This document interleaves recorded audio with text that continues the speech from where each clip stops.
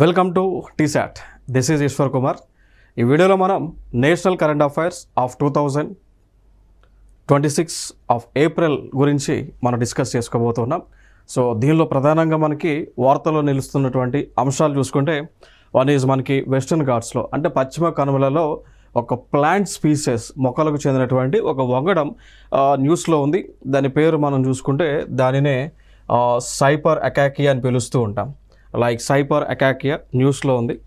మరి ఇది న్యూస్లో ఉంది కాబట్టి ఈ సైపర్ అకాకియాలోనే ఆ యొక్క ప్లాంట్ స్పీసెస్లోనే ద మేజర్ ఇవి ట్రీ ఒక స్పీసెస్ వచ్చేసి లైక్ ఫెంబ్రోసిస్టలిస్ వైనాడా డెనిసిస్ అని పిలుస్తూ ఉంటాం.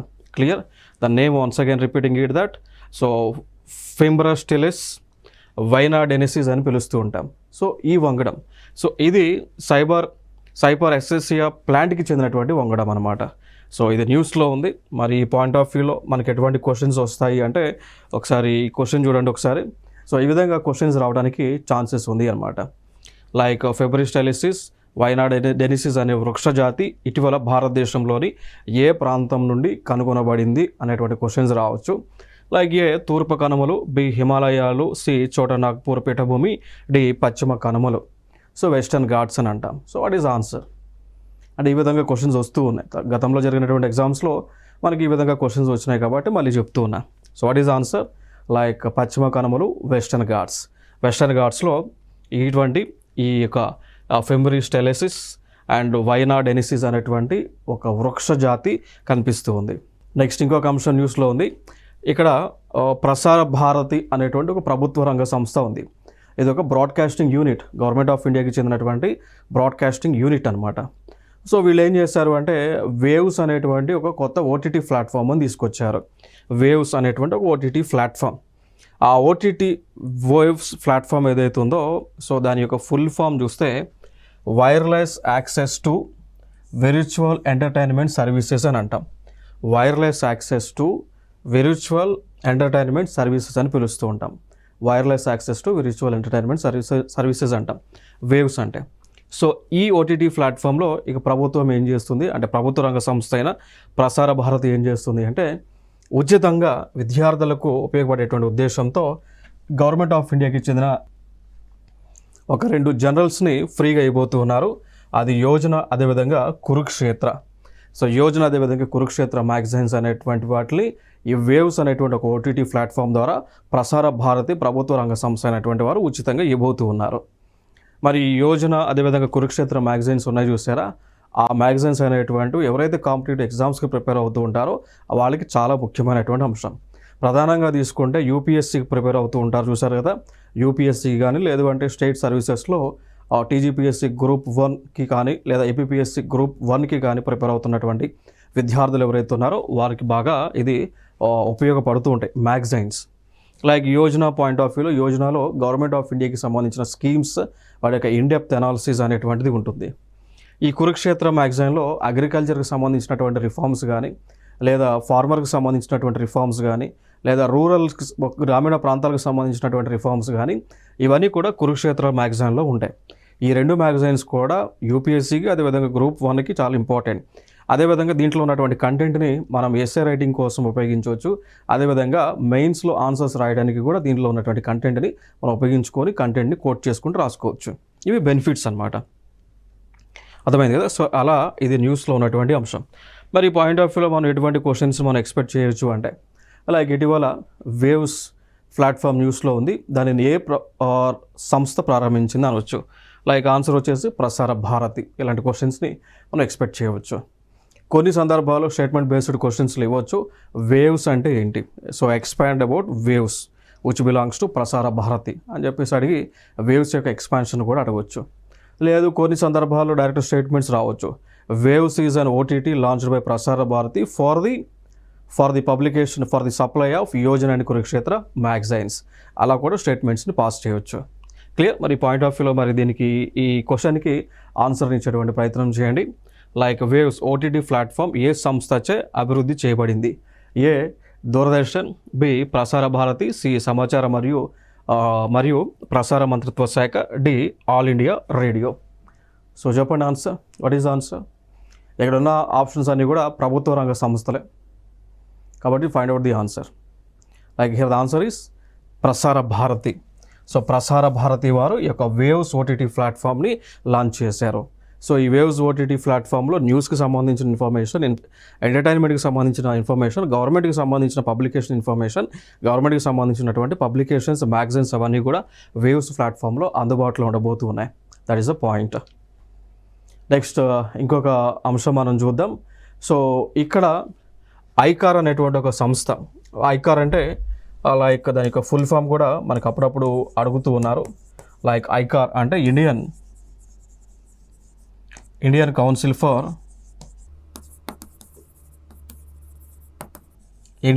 For Agriculture research. దీని యొక్క హెడ్ క్వార్టర్ మనకు చూసుకుంటే ఢిల్లీలో ఉంటుంది. ఢిల్లీలో హెడ్ క్వార్టర్ ఉంది. ఇంకా రీజనల్ వివిధ ప్రాంతాల్లో రీజనల్ ఆఫీసులు ఉన్నాయి. ఈ ఐకార్ అనేటువంటి ఒక సంస్థ ఏదైతే ఉంది, ఇది ఒక స్పెషల్ టాస్క్ ఫోర్స్ని ఏర్పాటు చేశారు. స్పెషల్ టాస్క్ ఫోర్స్ ఏం చేయాలి అంటే ఈ వ్యవసాయ రంగంలో ఉన్నటువంటి ఎదురవుతున్నటువంటి సవాళ్ళను పరిష్కరించాలి. సో ఆ ఉద్దేశం అనమాట. సో ఫైనల్గా Indian council of agriculture research అనేటువంటి వారు ఒక స్పెషల్ టాస్క్ ఫోర్స్ని ఏర్పాటు చేశారు. దానికి ముఖ్య ఉద్దేశం ఏంటి అంటే వ్యవసాయంలో ఎదురవుతున్నటువంటి సవాళ్ళని పరిష్కరించడం.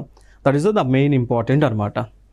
మరి దీని పాయింట్ ఆఫ్ వ్యూలో మరి స్పెషల్ టాస్క్ ఫోర్స్ ఏదైతే ఉందో దీని పాయింట్ ఆఫ్ వ్యూలో వీళ్ళు కొంత ఫ్రేమ్వర్క్ని తీసుకొచ్చారు, కొన్ని ఆలోచనలు తీసుకొచ్చారు, అవి కొన్ని సజెషన్స్ తీసుకొచ్చారు, అవి ఇంప్లిమెంటేషన్లోకి వచ్చినాయి. దాన్ని 1 by 1 ఒకసారి డిస్కస్ చేద్దాం. ఇది మనకి ప్రిలిమ్సే కాదు, మెయిన్స్ పాయింట్ ఆఫ్ వ్యూలో అది యూపీఎస్సీ కావచ్చు లేదా గ్రూప్ 1 మెయిన్స్ కూడా ఈ కంటెంట్ అనేటువంటిది మీకు ఉపయోగపడుతూ ఉంటుంది. You can use this content for answer writing. So దాన్ని ఒకసారి మనం చూద్దాం. ఇక్కడ లైక్ ఏమన్నారు, ఇక్కడ intensification of Mera ఘావన్ Mera Gaurav. So MG అనేటువంటి దాన్ని తీసుకొచ్చారు. మేరా ఘావన్ మేరా గౌరవ్. మేరా ఘావన్ అంటే మేరా అంటే మన, గావం అంటే గ్రామము, మేరా గౌరవ్ రెస్పెక్ట్. అర్థమైందా? సో లైక్ ఈ క్యాంపెయిన్ ద్వారా ఏం చేస్తున్నారు అంటే దాదాపు భారతదేశంలో ఉన్నటువంటి కొన్ని ఆస్పిరేషనల్ డిస్ట్రిక్ట్స్, వాటిలో ఒక 100 డిస్ట్రిక్ట్లను సెలెక్ట్ చేసి అక్కడ ఉన్నటువంటి అగ్రికల్చర్ రిసోర్సెస్ బేస్ చేసుకొని ఆ అగ్రికల్చర్ రిసోర్సెస్ పాయింట్ ఆఫ్ వ్యూలో ఆ విలేజెస్ని డెవలప్ చేసేటువంటి ఉద్దేశం అనమాట. ఇది ఒక ఫ్రేమ్వర్క్ తీసుకొచ్చారు. ఇక దాని తర్వాత ఇంకొక కాన్సెప్ట్ ఏంటి అంటే optimising soil health and fertiliser use అనమాట. సో ఈ పాయింట్ ఆఫ్ వ్యూలో ఏం చేసింది అంటే గవర్నమెంట్ ఆఫ్ ఇండియా ఆల్రెడీ భారతదేశంలో అన్ని ప్రాంతాల్లో కూడా సాయిల్ యొక్క హెల్త్ని టెస్ట్ చేశారు. సాయిల్ యొక్క హెల్త్ని టెస్ట్ చేసిన తర్వాత ఆ సాయిల్లో ఉన్నటువంటి న్యూట్రియంట్స్ లైక్ సల్ఫర్ ఎంత ఉంది, సోడియం ఎంత ఉంది, పొటాషియం ఎంత, నైట్రోజన్ ఎంత, ఫాస్ఫర్ ఎంత, జింక్ ఎంత, ఇలా ఇవన్నీ కూడా డేటాని కలెక్ట్ చేసి ఆ డేటాని ఏం చేశారంటే కార్డుల రూపంలో ఇచ్చారు. ఆ కార్డుని మనం ఏమంటాము అంటే we can call it as soil health కార్డుగా చెప్తూ ఉంటాం. అలా సాయిల్ హెల్త్ కార్డులను ఇవ్వడం జరిగింది. అర్థమైందా? సో అలా కార్డులను ఇచ్చి తద్వారా ఏం చేస్తూ ఉన్నారంటే ఆ కార్డులో ఉన్నటువంటి ఇన్ఫర్మేషన్ బేస్ చేసుకుని రైతులకి ఈ యొక్క ఫర్టిలైజర్ని అందిస్తూ ఉన్నారు. సో ఏ ఫర్టిలైజర్ అందిస్తున్నారు? ఆ కార్డు ప్రకారం ఏదైతే ఫర్టిలైజర్ లోపం ఆ పంట పొలంలో ఉంటుందో ఆ లోపం ఉన్న ఫెర్టిలైజర్ని అందిస్తూ ఉన్నారు. ఎక్కువ ఉన్నటువంటి ఫెర్టిలైజర్ని ఇవ్వట్లేదు. ఎందుకంటే ఇవ్వకపోవడం వల్ల ఏమైందంటే బ్యాలెన్స్ అవుతుంది అనమాట. ఫెర్టిలైజర్ ఎక్కువ వేస్తే పంట దెబ్బతిని పోతుంది. సో మనకి పంట పొలాల్లో ఎరువు మోతాదు వేయాల్సిన దానికంటే ఎక్కువ మోతాదులో వేస్తే ఆ పంట అనేటువంటిది మాడిపోతుంది అనమాట. అర్థమైందా? ఆ పంట అనేటువంటిది మాడిపోతుంది. సో అలా కాకుండా మనం ఎంతైతే వేయాలో అంత వేస్తేనే పంట యొక్క దిగుబడి అనేటువంటిది పెరుగుతుంది. ఆ ఉద్దేశంతోనే ఈ యొక్క కాన్సెప్ట్ని తీసుకురావడం జరిగింది.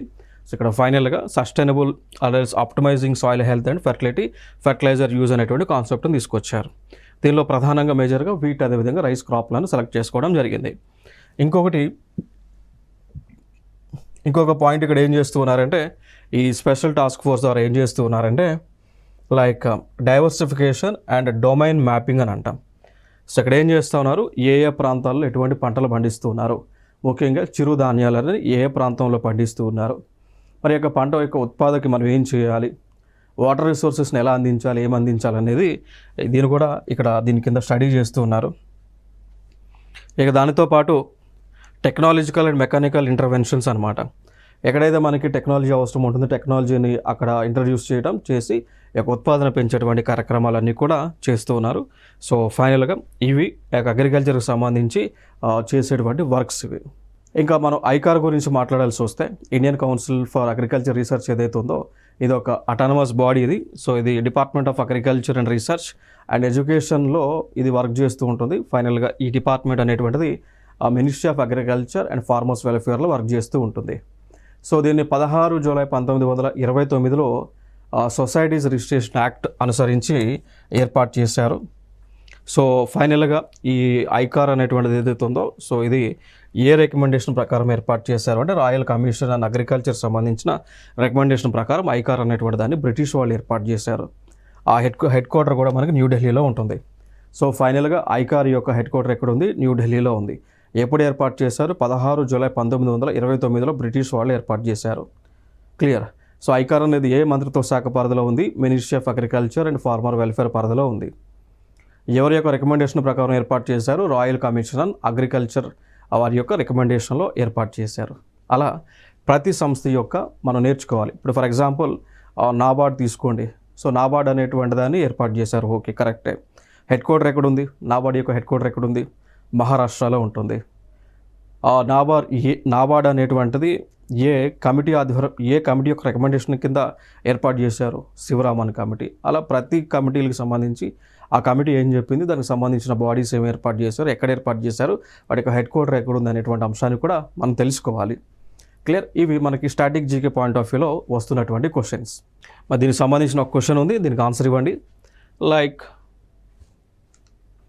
ఈ question, Indian council of agriculture research యొక్క ప్రధాన కార్యాలయం ఏ నగరంలో ఉంది? ముంబైయా, న్యూఢిల్లీయా, చెన్నైయా, హైదరాబాదా? So Indian council of agricultural research యొక్క ప్రధాన కార్యాలయం ఏ నగరంలో ఉంది? Mumbai, New Delhi, Chennai, Hyderabad. What is answer? Exactly. So ICAR యొక్క హెడ్ క్వార్టర్ న్యూఢిల్లీలో ఉంటుంది. ఇంకొక అంశం, నేషనల్ క్వాంటమ్ మిషన్ అంటాం. సో నేషనల్ క్వాంటమ్ మిషన్ని గవర్నమెంట్ ఆఫ్ ఇండియా ప్రారంభించింది. సో ఇది 2023లో ప్రారంభించింది గవర్నమెంట్ ఆఫ్ ఇండియా. ఆ 23 నుంచి దానికి సంబంధించిన ఒక ప్రఫార్మ్ అంతా కూడా ఉంది. సో అది 2030 వరకు అన్నట్టు. Clear. So national quantum mission launch చేశారు 2023లో. ఆ పీరియడ్, దీని వర్కింగ్ పీరియడ్ అంతా కూడా 2030. ఈ లోపు ఏం చేస్తారంటే ఈ క్వాంటమ్ టెక్నాలజీని పూర్తిగా అభివృద్ధి చేస్తూ ఉంటారు. మరి ఏ నేతృత్వంలో నేషనల్ క్వాంటమ్ మిషన్ని ప్రారంభించారు అంటే ఏ మినిస్ట్రీ ఆధ్వర్యంలో లాంచ్ చేశారు అంటే ministry of science and technology. Ministry of science and technology నేతృత్వంలో, అంటే ministry of science and technology nodal మినిస్ట్రీగా నేషనల్ క్వాంటమ్ మిషన్కి ఉంటుంది. That is a point. మరి క్వాంటమ్ టెక్నాలజీ అంటే ఏంటి ఇక్కడ? సో క్వాంటమ్ అంటే నథింగ్ బట్ ఏం లేదు, మనకి ప్రోటాన్స్, న్యూట్రాన్స్ ఉంటాయి చూసారా? ఈ ప్రోటాన్, న్యూట్రాన్స్ ఉపయోగించి ఎక్కువ డేటాని ట్రాన్స్ఫర్ చేయటం, తక్కువ టైంలో ఎక్కువ డేటాని ట్రాన్స్ఫర్ చేయటం.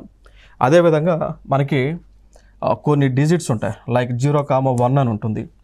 సో ఈ 0,1 లైక్ 01, 00 అలా ఎట్ ఏ టైం మల్టిపుల్ డిజిట్స్ను ఉపయోగించటం. అర్థమైందా? సో లైక్ క్వాంటమ్ టెక్నాలజీలో ఏం చేస్తారు, మల్టిపుల్ డిజిట్స్ని ఎట్ ఏ టైం ఉపయోగిస్తూ ఉంటారు. దీనికంటే ముందు పాత టెక్నాలజీ ఒకటి ఉంటుంది, దాన్ని బైనరీ టెక్నాలజీ అని అంటాం. We call it as binary technology అని అంటాం. సో ఈ బైనరీ టెక్నాలజీలో ఏం చేసేవాళ్ళు అంటే ఒక డిజిట్ని ఒకే టైంకి ఉపయోగించేది.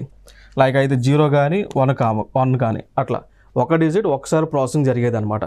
01, 00, 00, 01 అట్లా ప్రాసెసింగ్ జరుగుతూ ఉండేది. సో దాన్ని బైనరీ డిజిట్స్ అని పిలిచేవాళ్ళం.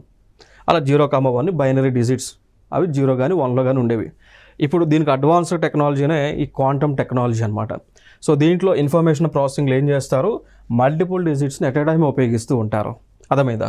లైక్ 01, 00, 00, 11 అట్లా మల్టిపుల్ డిజిట్స్ని ఎట్ ఏ టైంలో ఉపయోగించేదే దీన్నే క్వాంటమ్ టెక్నాలజీ అంటాం. ఇలా ఈ యూనిట్స్ ఉన్నాయి చూసారా, వాటిని క్యూబిట్స్ అని అంటాం. We call it as qubits అని అంటాం.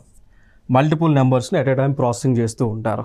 అంటే ఈ బైనరీకి క్వాంటమ్కి డిఫరెన్స్ ఏంటి అంటే బైనరీ డిజిట్స్ ద్వారా ఇన్ఫర్మేషన్ ప్రాసెస్ అయితే కొంచెం స్లో పడుతుంది, బట్ క్వాంటమ్ ద్వారా ప్రాసెసింగ్ అనేటువంటి ఇన్ఫర్మేషన్ చాలా వేగంగా ఇన్ఫర్మేషన్ ప్రాసెసింగ్ అనేటువంటిది జరుగుతుంది. అర్థమైందా? సో అవి దీనికి రెండింటికి సంబంధించినవి. మరి ఈ క్వాంటమ్ టెక్నాలజీని మనం ఎక్కడ ఉపయోగించవచ్చు? ఎనీ సెక్టర్, ఏ సెక్టర్లో అయినా కూడా ఈ క్వాంటమ్ టెక్నాలజీని మనం ఉపయోగించవచ్చు. లైక్ అది హెల్త్ కేర్లో కావచ్చు, డయాగ్నోస్టిక్స్లో కావచ్చు, డిఫెన్స్లోనో, ఎనర్జీలోనో, డేటా సెక్యూరిటీలోనో, ఆర్టిఫిషియల్ ఇంటెలిజెన్స్లోనో, క్లౌడ్ కంప్యూటింగ్లోనో, మెషిన్ లెర్నింగ్లోనో, దేనిలో అయినా కూడా మనం ఈ యొక్క క్వాంటమ్ టెక్నాలజీని ఉపయోగించవచ్చు. సో ఫైనల్గా క్వాంటమ్ టెక్నాలజీ ఏం చేస్తుంది, ఇన్ఫర్మేషన్ ప్రాసెసింగ్ని చాలా వేగంగా చేస్తుంది. సో బైనరీ కంటే చాలా 100 times వేగంగా ఇన్ఫర్మేషన్ ప్రాసెసింగ్ చేస్తుంది అనమాట. వితిన్ ఫ్రాక్షన్ ఆఫ్ సెకండ్స్లో మనకి ఫైనల్ అవుట్పుట్ అనేటువంటిది వస్తుంది. సో అది డెవలప్ చేస్తూ ఉన్నారు. క్లియర్, అర్థమైంది కదా. సో ఇది మన క్వాంటమ్ టెక్నాలజీకి సంబంధించి ఉన్నటువంటి ఇన్ఫర్మేషన్. లైక్ దీనికి సంబంధించి మరి ఈ క్వశ్చన్కి ఆన్సర్ ఇవ్వండి. The national quantum mission was launched by which organisation?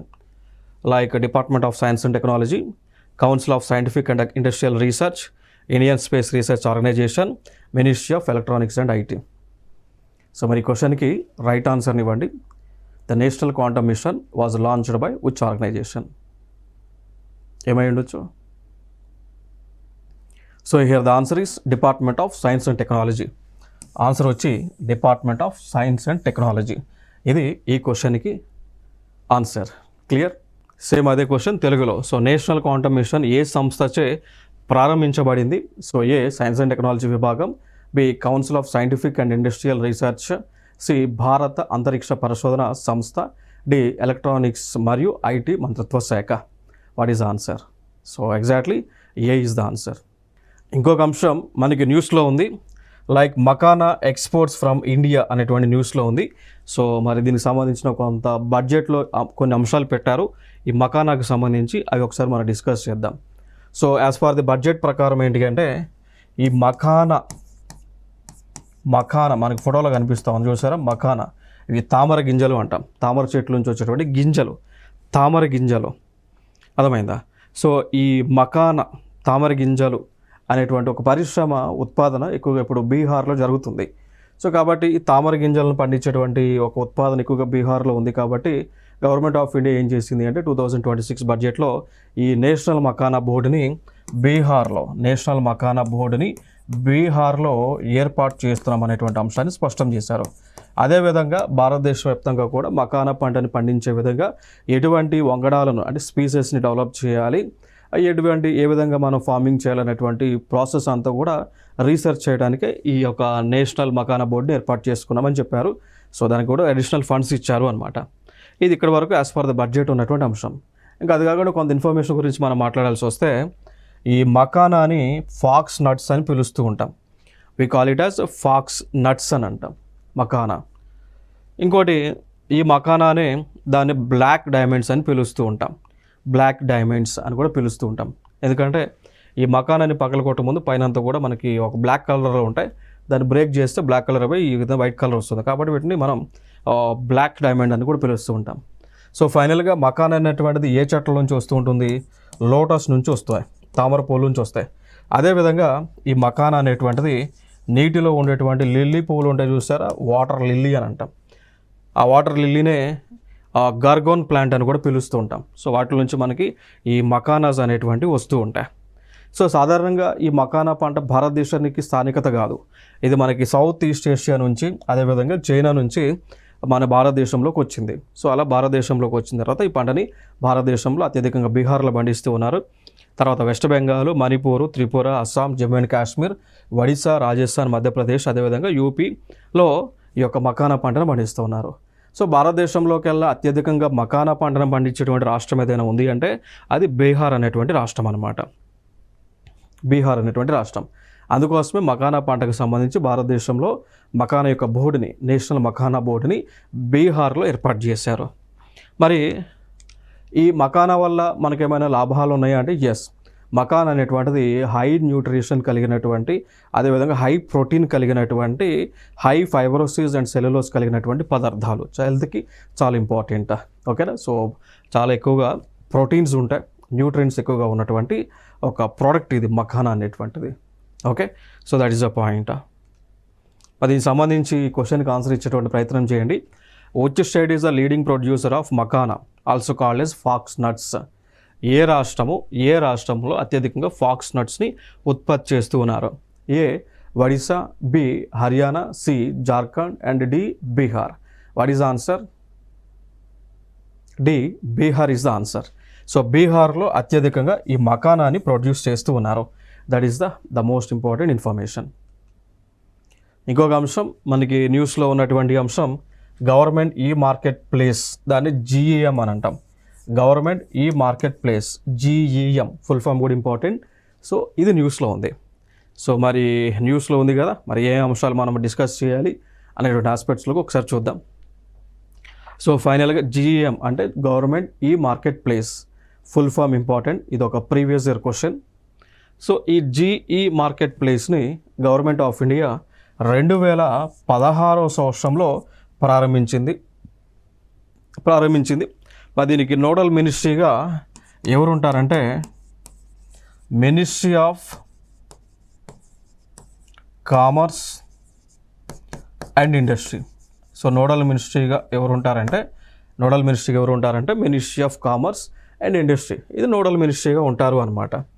So అయితే మరి ఇప్పుడు ఎందుకు న్యూస్లో ఉంది అంటే వీళ్ళ యొక్క ట్రేడ్ ఇప్పటి వరకు ఇది 2016లో ఎప్పుడైతే ఏర్పాటు చేశారో అప్పటి నుంచి ఈ జీ మార్కెట్ ప్లేస్ ద్వారా వస్తువులను ఎంత మేర కొనుగోలు చేశారు, ఎంత మేర వస్తువులను కొనుగోలు చేశారు అంటే దాదాపు ఈ GEM ద్వారా 18.4 లక్షల కోట్ల మేర విలువ చేసేటువంటి వస్తువులను ప్రభుత్వ రంగ సంస్థలు కొనుగోలు చేయడం జరిగింది ఇప్పటి వరకు. అర్థమైందా? అంటే దీన్ని బట్టి మీకు అర్థం అవ్వాలి. So what is GEM? Government ఈ మార్కెట్ ప్లేస్. GEM అంటే గవర్నమెంట్ ఈ మార్కెట్ ప్లేస్. అంటే ఇక్కడ ఏం చేస్తారు అంటే ప్రభుత్వానికి కావాల్సినటువంటి వస్తువులు ఏవైనా కూడా అవసరం ఉంటే ఆ యొక్క రిక్వైర్మెంట్ అనేటువంటిది ఈ వెబ్సైట్లో ప్లేస్ చేస్తారు. అప్పుడు ఈ వెబ్సైట్లో ఆ వస్తువులను కనుక రిక్వైర్మెంట్ ప్లేస్ చేస్తారు.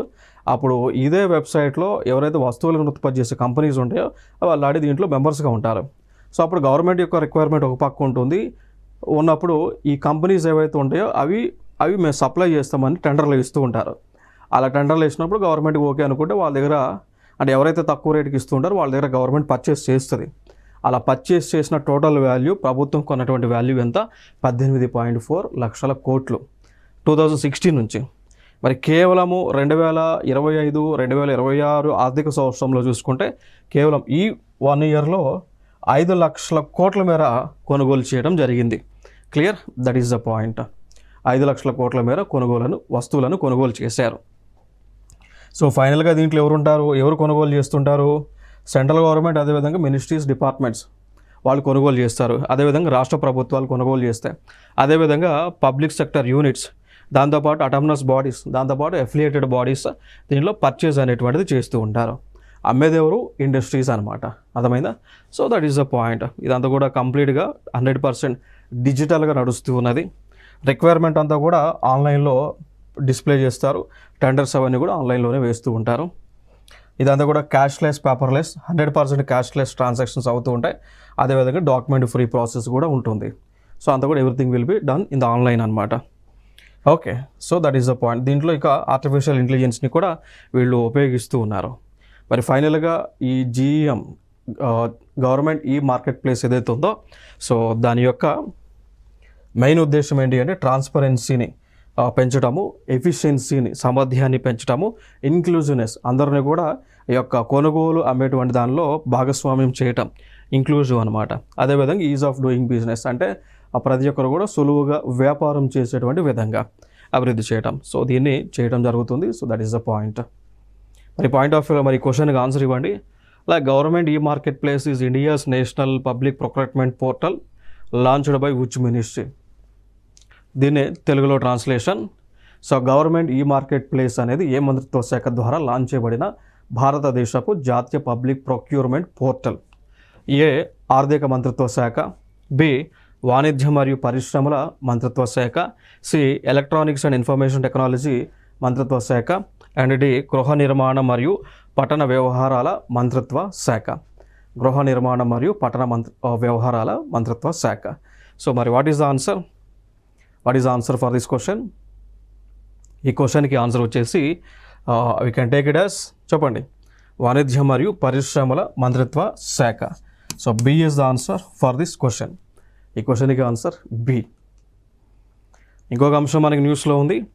So like Raghav Chadha so joins BJP after quitting AAP అంటే ఆమ్ ఆద్మీ పార్టీ. మరి ఇది పొలిటికల్ ఇష్యూ, బట్ దీని నుంచి మనం ఈ కాంపిటేటివ్ ఎగ్జామ్స్కి ఏ అంశాలు తెలుసుకోవాలనేటువంటి ఆస్పెక్ట్స్లో కొంత నేను మీకు ఇన్ఫర్మేషన్ ఇస్తాను. అఫ్కోర్స్ ఒక వ్యక్తి పార్టీలో గెలిచి ఇంకో పార్టీలో పోతూ ఉన్నాడు.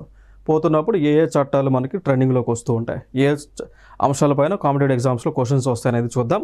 సో దాన్ని బట్టి 1 by 1 వీ విల్ డిస్కస్. ముందుగా ఒక వ్యక్తి ఒక పార్టీలో గెలిచిన తర్వాత వేరే పార్టీలో గనక వెళితే తను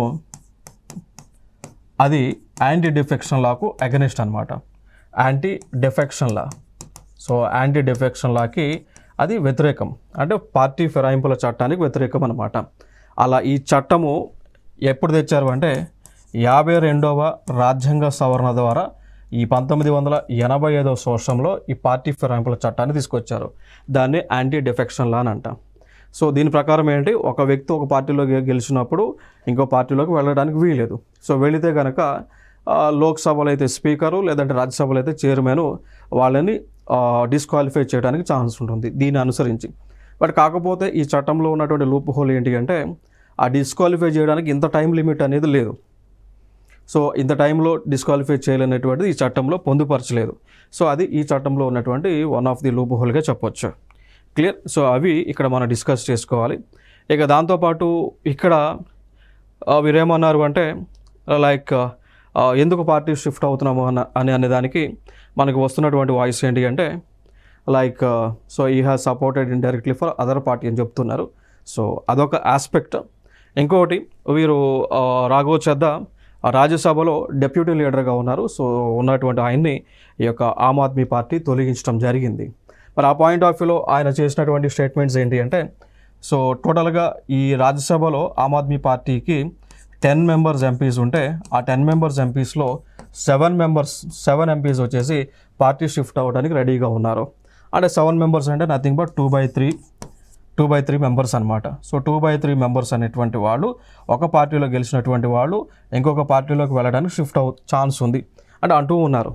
మరి ఈ పాయింట్ ఆఫ్ వ్యూలో ఇండియన్ కాన్స్టిట్యూషన్ అదేవిధంగా వివిధ స్టాట్యూటరీ యాక్ట్స్ ఏం చెప్తా ఉన్నాయంటే అదేవిధంగా యాంటీ డిఫెక్షన్లో ఉన్నటువంటి చట్టాలు కూడా యాంటీ డిఫెక్షన్లో ఉన్నటువంటి ఈ చట్టాలు అయితే ఉన్నాయో సో అవి ఏం చెప్తా ఉన్నాయంటే ఒకవేళ ఒక పార్టీలో గెలిచినటువంటి వారు మోర్ దెన్ 2/3 కనుక ఇంకొక పార్టీలోకి లైక్ ఏలో పార్టీ గెలిచినటువంటి ఏ అనేటువంటి పార్టీలో గెలిచినటువంటి వాళ్ళు బి అనేటువంటి పార్టీలోకి అట్లీస్ట్ 2/3 కంటే ఎక్కువ మంది వెళ్ళినప్పుడు వాళ్ళపైన యాంటీ డిఫెక్షన్ లా అనేటువంటి చట్టం అమలు అవుదని చెప్తూ ఉంది. 2/3 కంటే తక్కువ కనుక వెళ్తే కనుక షిఫ్ట్ అయితే కనుక పార్టీలోకి కొత్త పార్టీలోకి పోతే తక్కువ అయితే యాంటీ డిఫెక్షన్ లా అమలు అయ్యి వాళ్ళు డిస్క్వాలిఫై అవుతారని చెప్తుంది. మోర్ దెన్ 2/3 అయితే కనుక డిస్క్వాలిఫై అవ్వరని చెప్తా ఉంది ఈ యొక్క యాంటీ డిఫెక్షన్ లా. కాబట్టి ఇవి ఇక్కడ న్యూస్లో ఉంది, పొలిటికల్ ఇష్యూ న్యూస్లో ఉంది. దాని ఆస్పెక్ట్స్లో మన ఇండియన్ పాలిటీ పాయింట్ ఆఫ్ వ్యూలో తెలుసుకోవాల్సినటువంటి అంశాలు. అయితే ఇంకొక అంశం ఇక్కడ ఏంటి అంటే as per the same anti defection లా ప్రకారం ఏంటి అంటే మరి ఈ పార్టీలో ఉన్నటువంటి ఏ అనేటువంటి పార్టీలో గెలిచినటువంటి వారు 2/3 మెంబర్స్ బీలోకి వెళ్ళినప్పుడు ఏమవుతుంది అంటే వీళ్ళని ట్రీట్ చేస్తే కావాలనుకుంటే వీళ్ళని న్యూ పార్టీగా ట్రీట్ చేయవచ్చు. ఆ మిగిలినటువంటి 1/3 పాత పార్టీలో ఉన్నారు చూసారా వాళ్ళని ఓల్డ్ పార్టీగా ట్రీట్ చేయవచ్చు. అర్థమైందా? సో 1/3 ఓల్డ్ పార్టీ యాస్టీస్ పార్టీ అదంతే ఉంటుంది. కొత్త వాళ్ళకి కొత్త పార్టీకి అలొకేట్ చేసేటువంటి ఛాన్సెస్ ఉంటుంది అనమాట. ఓకేనా? So that is the point. So ఇది మనకి న్యూస్లో ఉన్నటువంటి అంశాలు. సో నెక్స్ట్ వీడియోలో మళ్ళీ సరికొత్త అంశాలతో మీ ముందుకు రావడం జరుగుతుంది. Thank you so much.